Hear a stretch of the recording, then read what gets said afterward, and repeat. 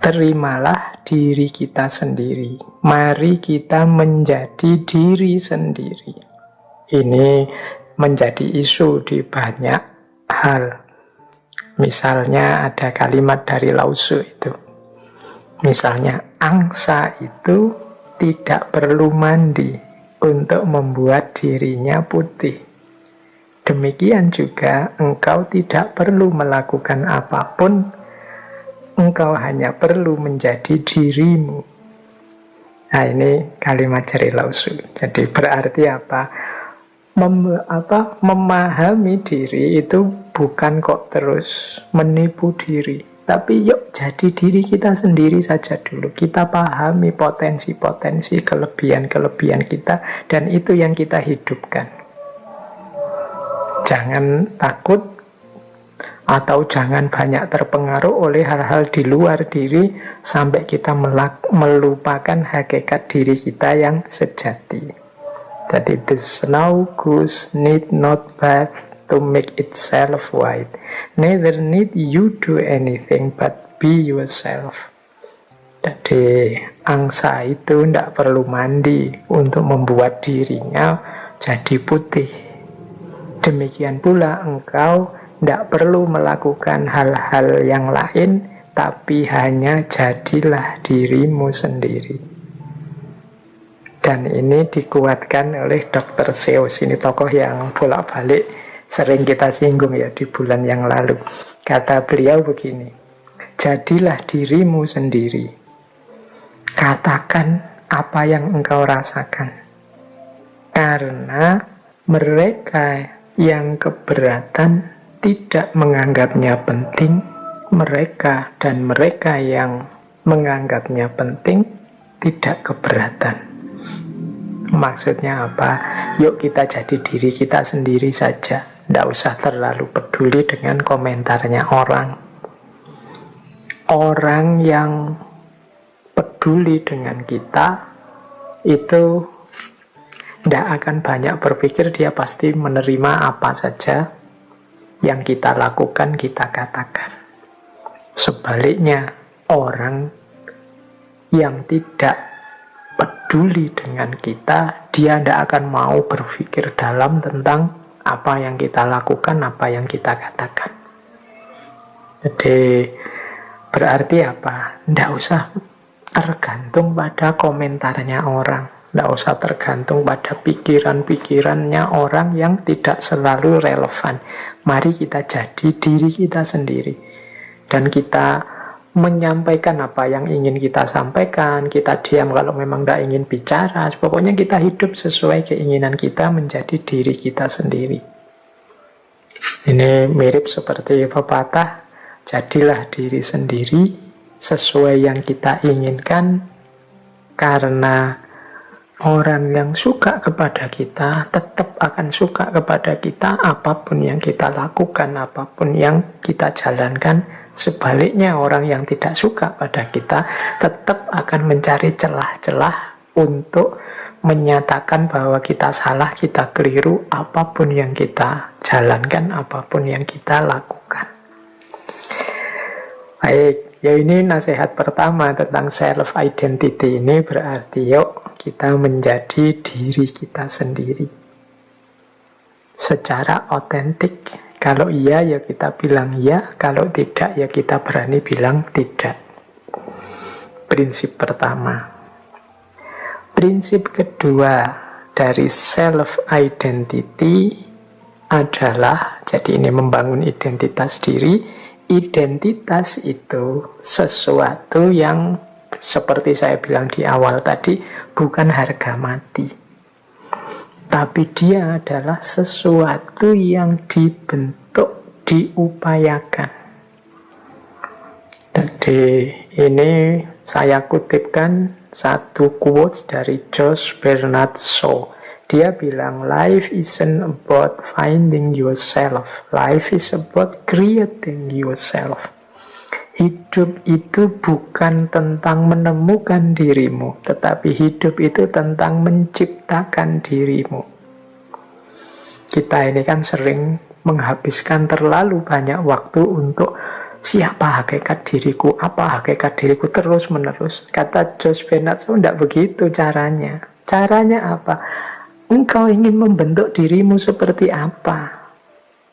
Itulah nanti yang akan jadi hakikat dirimu. Jangan dicari-cari, tapi apa? Ciptakan, buatlah. Kalau ingin jadi pahlawan, ya lakukan hal-hal kepahlawanan, ciptakan hal-hal kepahlawanan. Kalau ingin jadi manusia mulia, lakukan perbuatan-perbuatan mulia. Jadi life is about creating yourself, bukan finding yourself. Jadi kadang-kadang kita ini kan mungkin karena terlalu banyak teori yang dijejalkan, sehingga kita cari-cari diri kita mencocokkan dengan teori-teori. Akhirnya kita capek menemukan diri kita. Saya itu tipe introvert atau ekstrovert ya. Saya itu tipe jenis orang yang begini apa yang begitu ya. Melankolis apa ya. Itu kan sering banyak teori-teori itu, terus kita membaca diri kita. Tapi sebenarnya itu semua bukan harga mati. Jadi saya introvert Pak. Tapi saya akan berjuang untuk mengatasi introvert saya biar tidak terlalu introvert. Saya juga ingin jadi orang yang pintar bersosialisasi. Pasti bisa. Karena apa? Life is about creating yourself. Jangan menyerah dengan karakter yang sedang kita miliki hari ini. Wong karakter itu bukan harga mati. Dia sesuatu yang bisa kita ciptakan, kita hidupkan, kita biasakan. Jadi rumus kedua tentang self-identity, kalau tadi rumus yang pertama kan jadilah otentik, tapi ini yang kedua dilanjutkan, yaitu mari kita ciptakan diri kita, kita bentuk diri kita sesuai yang kita inginkan. Bahkan nanti di situ saya tambahi quotes dari Mahatma Gandhi. Beliau menegaskan, a man is but the product of his thought. What he thinks he becomes. Manusia itu hanyalah produk dari pikiran-pikirannya. Apa yang dia pikirkan, seperti itulah dia terbentuk.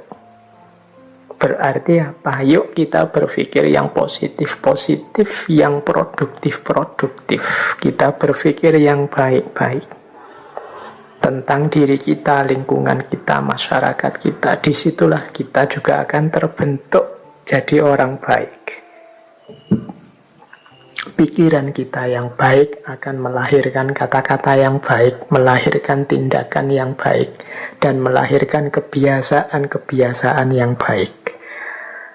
Kalau hidup kita ada di siklus ini, pikiran baik, kata-kata baik, tindakan baik, kebiasaan baik, ya pasti karakter kita akan terbentuk jadi karakter baik. Identitas kita adalah identitas orang baik.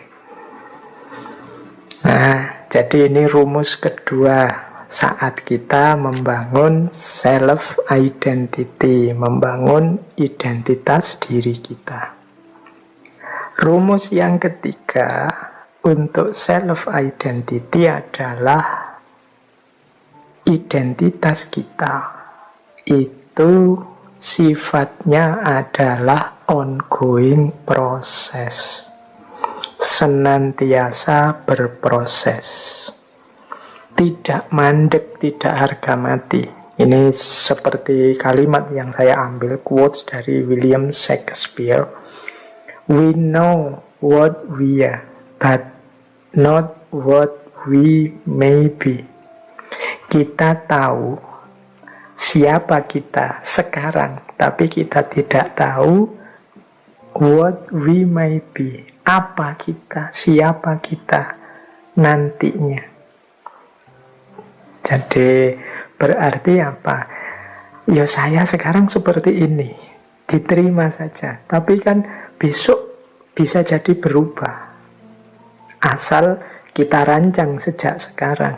Nah, itu identity. Iya sih, saya sekarang orangnya pemalu, pendiam, introvert. Suka negative thinking misalnya sekarang. Tapi kan kalau memang aku berniat mengubah diriku, ya siapa tahu besok aku bisa berkembang jauh lebih baik.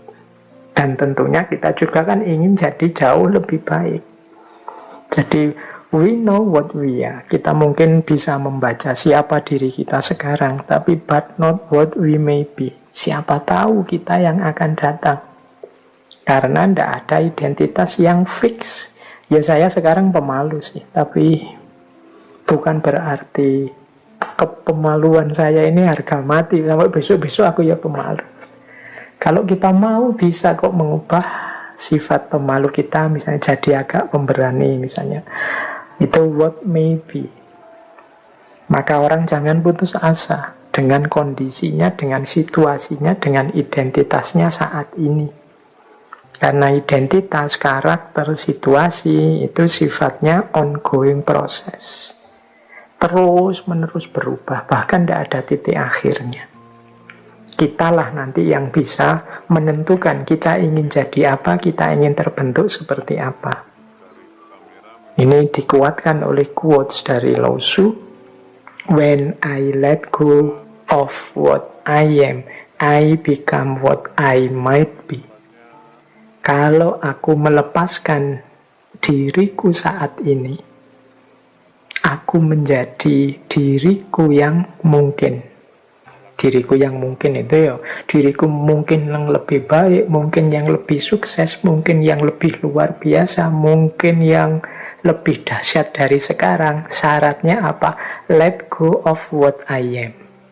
Berani melepaskan, berani keluar dari zona nyaman saat ini, berani out of box. Nah, maka akan ketemu dengan what I might be. Jadi identitas itu bisa bersifat ongoing proses. Bisa berubah terus-menerus. Tidak ada yang pasti, tidak ada yang eksak terus-menerus begitu. Wong, seperti sering saya jelaskan kan, hidupnya manusia itu serba dinamis, berubah. Maka we know what we are, but not what we may be.